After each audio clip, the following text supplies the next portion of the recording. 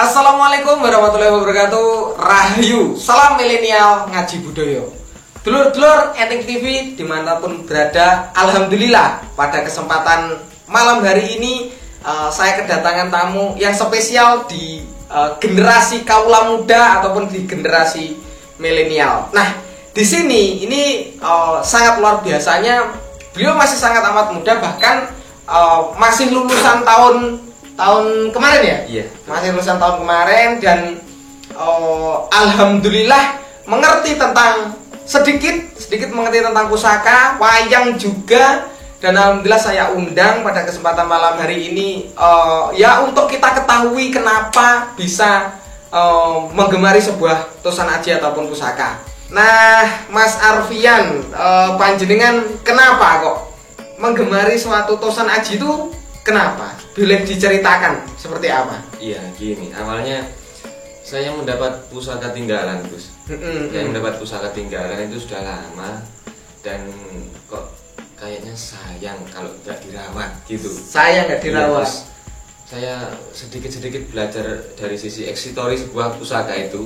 Keindahannya? Iya, keindahan dari sebuah pusaka. Terus kok saya tertarik. Tertarik. Gitu. Iya. Mas, kalau boleh tahu umur panjenengan berapa? Saya umur 18 tahun baru. Umur 18 tahun. Tadi kan sebelum ini ya, sebelum kita syuting ini tadi ya kita sempat sarasian tentang pusaka. Saya tunjukkan beberapa pusaka. Dia tahu loh dapurnya. Dia tahu dapurnya, sungguh luar biasa. Bahkan saya SMA dulu belum belum ada gambaran yang namanya pusaka seperti apa. Walah, jauh. Nah, beliau ini sangat luar biasa dan tentunya sebenarnya kesini beliau mau menjamaskan pusaka tinggalan, tetapi karena pusaka tinggalnya sinengker, yang mohon maaf tidak bisa dipublikasikan. Jadi seperti itu kan, Mas? Iya, betul. Itu sejak kapan panjenengan ada rasa terus ada pusaka tinggalan, terus kok berani panjenengan? Kok berani kan mesti ada hal tertentu itu yang membuat Anda kok berani apa ya ibaratnya menanyakan ataupun ingin menjamas itu kok seperti itu, gimana itu? Iya, saya mulai tertarik pada pusaka itu kurang lebih 1 tahun belakangan ini, Gus. 1 tahun belakangan ini. Terus saya ada niatan hati kok, oh ini pusaka kok eman-eman. Iya. Terus jajal tak rawate gitu. Oh iya. Saya belajar sedikit kok. Kelihatannya saya tahu kok Gus Ahmad ini bisa menjamas ya, lebih istilahnya lebih senior lah daripada saya. Terus saya beranikan bertanya. Iya. Saya menjamas ke panjenengan gitu. Iya. Jadi seperti itu Dulur TV. Memangnya itulah sebenarnya juga banyak teman-teman yang lain itu. Tapi di sini loh yang paling saya takjubkan itu seusia Mas Arfian ini, beliau sangat amat masih muda, lulusan kemarin baru aja ini. Terus sangat berani ketika ada pusaka tinggalan langsung tanya kepada simbahnya dan diperbolehkan ya. Iya. Ya, dan diperbolehkan juga. Kan gini toh Mas, kan gini. Padahal kan juga ini itu pusaka itu kan ya juga dibilang sudah familiar ya. Iya, Ya masih belum terlalu familiar, bahkan masih banyak kok yang takut dengan pusaka itu, masih banyak. Nah, mungkin jenengan rasa pertamanya itu memang berani atau juga ada rasa-rasa gimana gitu tadi pusaka, mungkin takut atau gimana? Ya, awalnya rasa takut tuh pasti ada. Pasti ada. Cuman saya memberanikan diri itu, terus saya menganggap sebuah pusaka itu tidak lebih dari sebuah pusaka atau senjata pada zaman dahulu. Iya. Saya kembalikan pada zaman dahulu dan di zaman sekarang itu sudah menjadi budaya kita. Iya. Tidak ada salahnya lah kita untuk merawat budaya kita. Betul sekali. Luar biasa dulur-dulur Etik TV. Jadi seperti itu, makanya kepada teman-teman yang kiranya gini. Ketika kita SMA itu sebenarnya pemikiran kita kan ya sudah dewasa lah ya, sudah dewasa dan kita bisa mengambil suatu keputusan yang terbaik. Maksudnya kita bisa lebih berpikir secara jernih lah di situ. Ketika mungkin ada pusaka tinggalan kan akhirnya sayang kalau tidak dirawat kan begitu itu ya. Betul sekali. Terus Mas Arfian, di sini Pak jenengan itu melihat Tosan Aji ataupun pusaka itu seperti apa tuh sebenarnya? Ya itu saya melihat pertama kali saya melihat Tosan Aji itu dulu saya berpikir bahwa keris itu adalah sebuah hal yang negatif yang berhubungan dengan mungkin bisa dikatakan dunia hitam. Ya.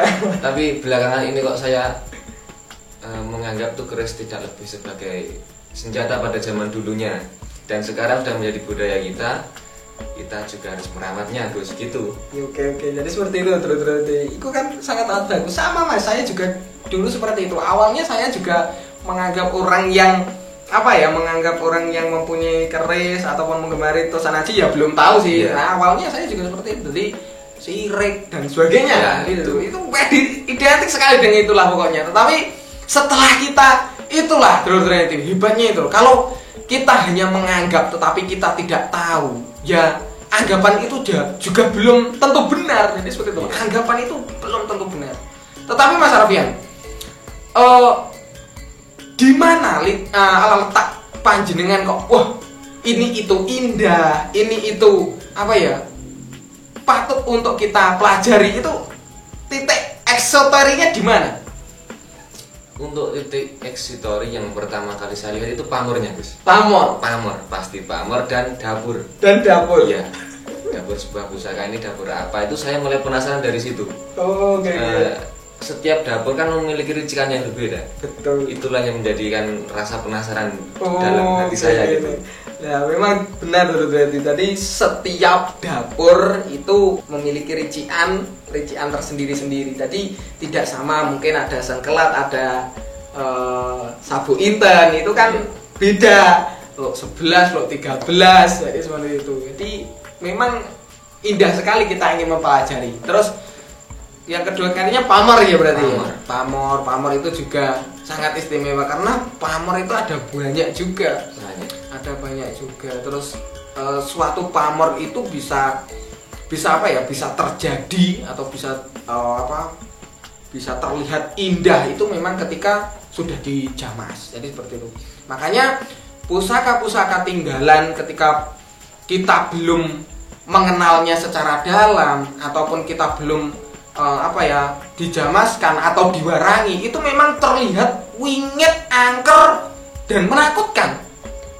Sangat amat menakutkan. Apalagi nanti kalau sudah ada di situ kembang, minyak dan sebagainya, walala sapa sing ngarep. Iya, benar kan? Iya. Pasti panjenengan juga mengalami hal tersebut ya. Pasti.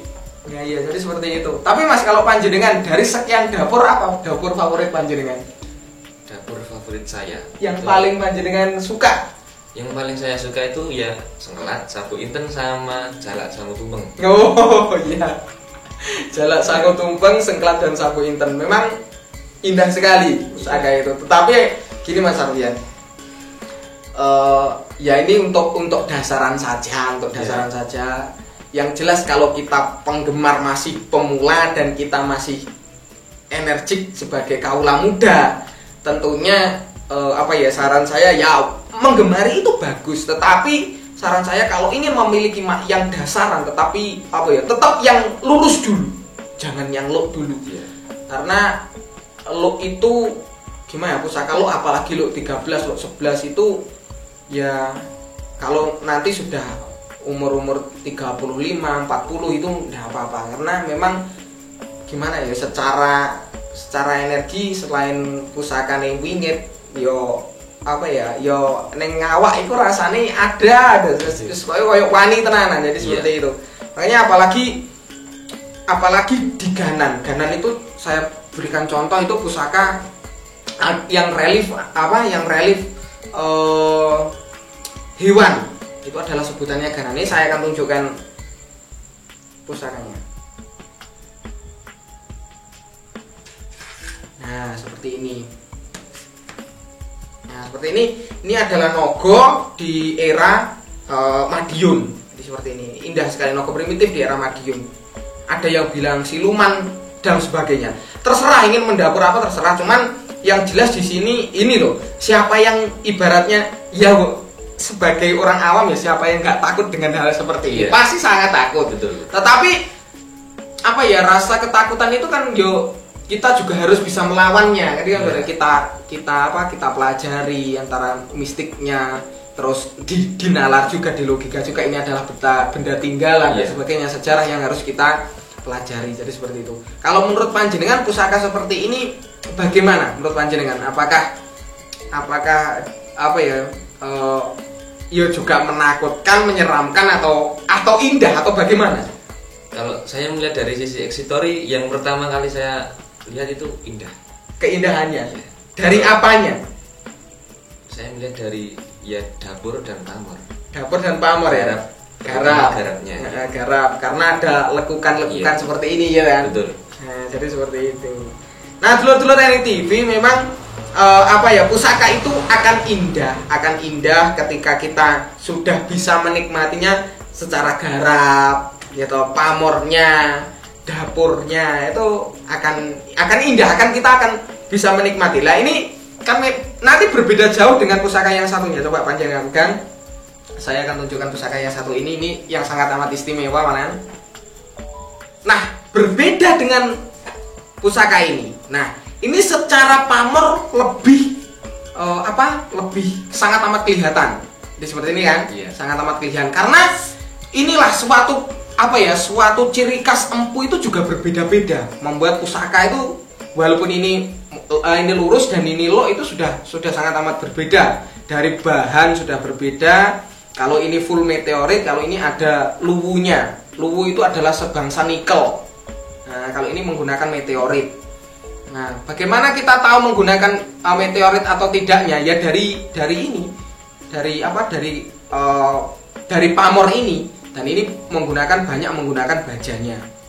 Nah, di mana kita bisa melihat, sampean bisa perhatikan antara besi hitam dan besi yang abu-abu ini. Yeah. Ini kan lebih banyak yang abu-abu daripada yang hitam. Berarti menandakan bahwasanya lebih banyak baja daripada besinya. Dan ini indahnya kok bisa seperti ini. Lah inilah yang dinamakan empu zaman dahulu, tenanan seperti ini, empu sakti lah ibaratnya. Di Jalak Ngore, Pamor, Bonang, Rinenteng. Nah, dua pusaka ini kan sudah berbeda sekali. Makanya ketika seseorang itu ataupun pendapat seseorang itu kok pamornya gak bior, gak ngene dan sebagainya, itu kita tidak boleh seperti itu. Ada juga yang pamornya bior, itu kan era, nanti era. Ya ada Kamardikan yang bior banget, terus ada pusaka yang pamornya deling dan sebagainya ada. Di era Sopo juga ada. Cuman kan di sini sekali lagi bukan kok pusaka yang pamornya di sini agak kelihatan kusam dan sebagainya, itu memang dari tempaan atau bahan dari pusaka tersebut. Jadi kita tidak bisa membandingkan antara pusaka yang ini dengan yang ini, tidak bisa membandingkan secara detail karena sudah beda empu, kecuali kalau sama di era Mojo kita satukan pusaka yang sama di era Mojo. Lah iki Mojo siki era Mojo siki itu bisa. Ini seperti itu. Ini buat gambaran saja. Lah Mas Arfian, untuk selanjutnya menurut panjenengan bagaimana ketika ada seseorang generasi milenial juga bahwasanya ada yang bilang wah ojo dolanan pusaka umur musik umur musik enom, ojo sampai dolanan ini. Menurut panjenengan bagaimana? Jenengan yang generasi muda, kawula muda juga yang masih sangat awam, dan saya salut panjenengan sudah tahu dapur pamor dan saya sangat amat salut sekali. Terus bagaimana ketika orang berpendapat seperti itu, misalkan itu diomongkan dengan panjenengan, oh ojo dolanan pusaka koyo ngene, kowe sik enom koyo ngene. Menurut panjenengan bagaimana?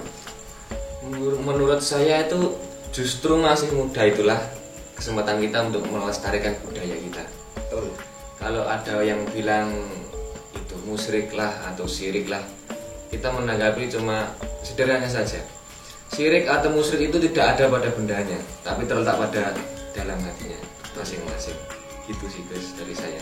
Betul sekali. Jadi sangat amat bagus sekali. Makanya pusaka itu kalau bisa dikenalkan secara dini. Jangan kok yang masih muda ojo tolanan walah rampung nek carane koyo ngene. Terus budaya kita nanti mau dibawa kemana? Nah ini yang gawat malahan. Lah terus ketika nanti umur kita misalkan 40 atau 50 baru mengenal pusaka. Terus ya kalau usia kita menuntuti sampai itu kan, kalau tidak. Terus kalau misalkan kita juga masih mampu untuk memikirkan, untuk mengolah waktu dan sebagainya lah. Kalau tidak, lah malah gawat lah. Nah makanya budaya seperti ini yang harus kita lestarikan, malah justru ditakut-takuti. Jangan jangan seperti ini, musyrik sirik. Waduh. Itu tadi pas sesuai yang panjenengan ngaturkan bahwasanya musyrik dan sirik itu kembali ke hati kita sendiri-sendiri, bukan kepada pandannya, sama aja. Nah ini loh Mas, ini sebenarnya sudah dibahas tentang sama Ustadz Salim Afilah. Beliau adalah senior kita tahu beliau sangat sejarawan, sangat amat istimewa. Bahkan beliau berpendapat bahwasannya jangankan pusaka ini, batu hajar aswad, ketika kita salah penafsiran juga kan sirik. Batu hajar aswad itu. Betul. Makanya jangan kok dibandingkan dengan keris. Batu hajar aswad saja ketika kita tidak mempunyai pemikiran dan hati yang jernih, malah salah kaprah. Itu batu hajar aswad. Jadi seperti itu. Makanya sangat amat dangkal sekali ketika ini dibilang seperti ini, sangat amat dangkal sekali. Toh di sini kan kita penikmat kesenian, penikmat kesenian, terus secara keindahan kan seperti itu kan Mas Arfian. Betul. Terus ini Mas Arfian, ini ada yang ada yang istimewa juga, atau ada yang sangat amat menarik untuk kita bicarakan. Panjenengan sebagai kaula muda, ketika ditanya panjenengan, sampean ngerti keris, sampean ngerti pusaka, padahal umur sampean masih sangat amat masih muda sekali. Terus apa tidak takut nanti ketika misalkan pusaka itu gemblodak, pusaka itu berubah menjadi ular atau apa, itu bagaimana menurut panjenengan? Semua itu kembali kepada diri kita sendiri, Gus. Kalau kita itu memperlakukan pusaka itu dengan baik, ya kita rawatlah selayaknya pusaka itu. Saya kira tidak mungkin akan terjadi seperti itu. Tidak mungkin. Saya kira tidak akan mungkin.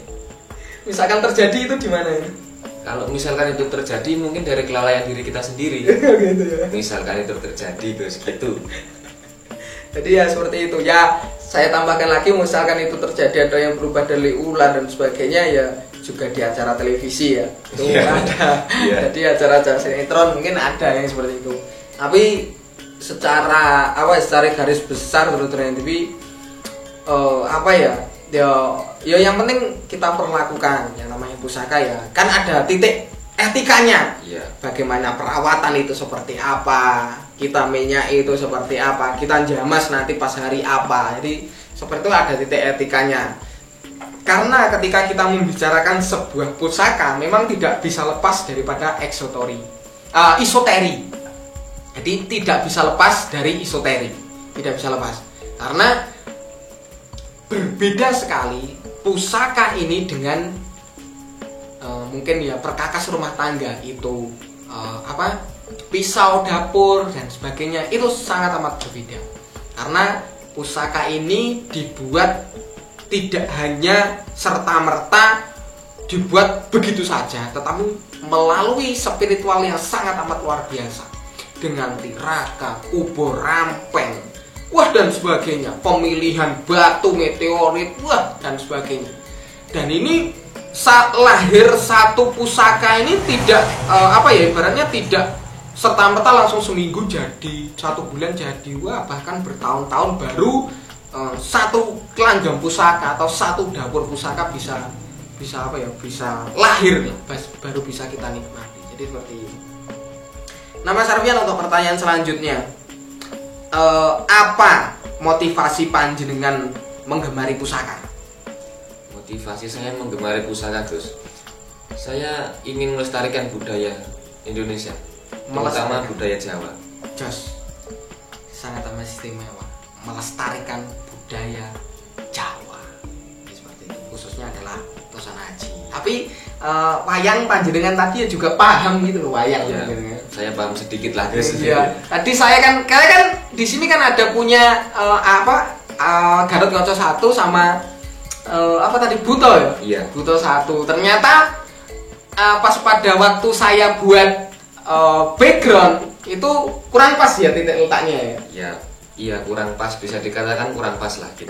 Itu seperti apa toh sebenarnya, Mas? Itu gini Gus, kalau untuk wayang itu ya ini bukan pakem, tapi itu kebiasaan orang dulu. Itu kalau wayang tokoh baik itu biasanya berada di sebelah kanan. Tokoh baik di sebelah kanan. Sebelah kanan ketika kita melihat kelir atau background wayang. Oke. Ketika kita melihat kelir itu wayang yang memiliki tokoh baik atau wayang yang dituakan. Seperti raja dan seperti Nayaka. Nayaka itu seperangkat kerajaan. Oke. Itu kalau menghadapi kawula atau menghadapi masyarakat itu berada di sebelah kanan. Sedangkan yang berada di sebelah kiri itu bisa dikatakan pangkatnya lebih rendah. Pangkatnya lebih rendah. Ya, ini bukan pakem ya. Ya mungkin sebagian ada yang menganggap pakem, tapi secara etika begitu.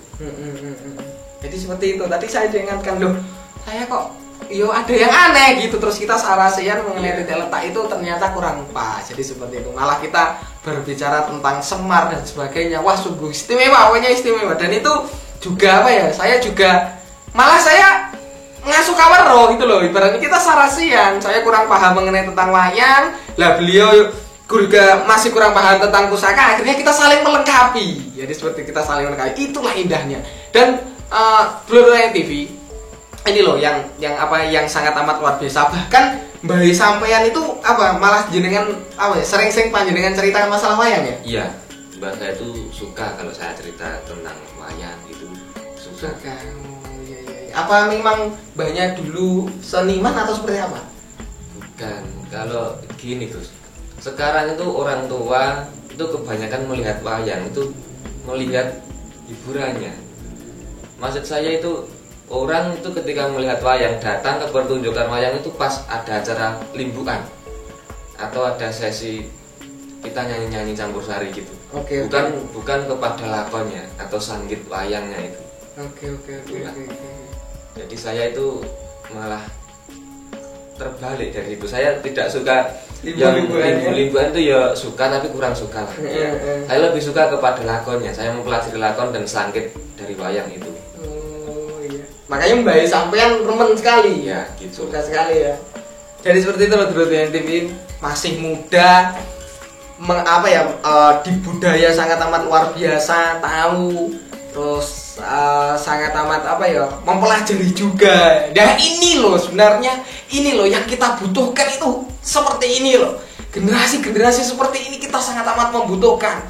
Tahu tentang budaya, cinta tentang budaya, ini loh yang kita inginkan itu seperti ini. Terus nanti kan sangat amat gawat sekali kalau sejarah kita tidak mengetahui ataupun kita acuh. Bahkan nanti kalau diambil, terus bagaimana? Nah ini kan, makanya sekali lagi ini semua sudah menjadi kesatuan budaya itu. Wayang, tosanaji, entah apapun lah itu. Ini sudah menjadi satu kesatuan yang tidak bisa terpisahkan. Dan kita patut untuk menguri-uri, patut untuk kita banggakan, kan seperti itu kan Mas Arvian. Mas, terima kasih atas sarasian pada kesempatan malam hari ini. Dan ini sangat amat cukup menarik. Mungkin kita akan sambung di berikutnya, di video berikutnya, di segmen berikutnya. Tetapi Mas, ini satu pertanyaan di sini. Apa pesan panjenengan terhadap kawula muda yang khususnya takut dengan pusaka? Itu apa pesan panjenengan? Khususnya terhadap kawula muda, saya berpesan jangan takutlah kepada pusaka itu sendiri. Kalau misalnya takut lawanlah rasa takut itu. Anggaplah sebuah pusaka itu tidak lebih dari sebuah senjata yang sekarang menjadi budaya. Tapi kita juga harus menghargai empu atau seorang pembuat pusaka itu. Jadi kita memperlakukan pusaka itu tidak semena-mena. Kita rawat dengan baik. Itu semata-mata kita menghargai pembuat pusaka atau empu itu sendiri. Sangat amat luar biasa sekali terus ini. Bahwasanya kita menghargai karya dari buku tersebut. Jadi kita rawat lagi. Jadi seperti itu. Jangan dibiarkan begitu saja. Ketika mungkin butuh dijamas, perbaikan dan sebagainya itu kita lebih diopenin lah. Jadi seperti itu, lebih diperhatikan lagi. Sangat amat luar biasa. Terima kasih Mas Arvian sekali lagi ini semua hanya sarasean. Iya. Apabila ada kekurangan di dalam sarasean ini, ada yang luput di sarasean ini, sekali lagi ini sarasean dan kita hanya kaula muda yang masih sangat amat menggemari tentang budaya. Iya. Ya, kita minta maaf dan monggo diberi masukan apabila ada hal-hal yang masih luput. Saya kira seperti itu. Dan mungkin pada pertemuan segmen video malam hari ini tak akhiri dulu. Saya dan Mas Arfian mengucapkan terima kasih. Semoga saja generasi milenial semakin mengenal tentang budaya dan jangan sampai acuh terhadap budaya. Jadi seperti itu. Sekali lagi terima kasih. Akhiri dulu. Assalamualaikum warahmatullahi wabarakatuh. Rahayu. Salam milenial. Salam milenial. Ngaji budaya.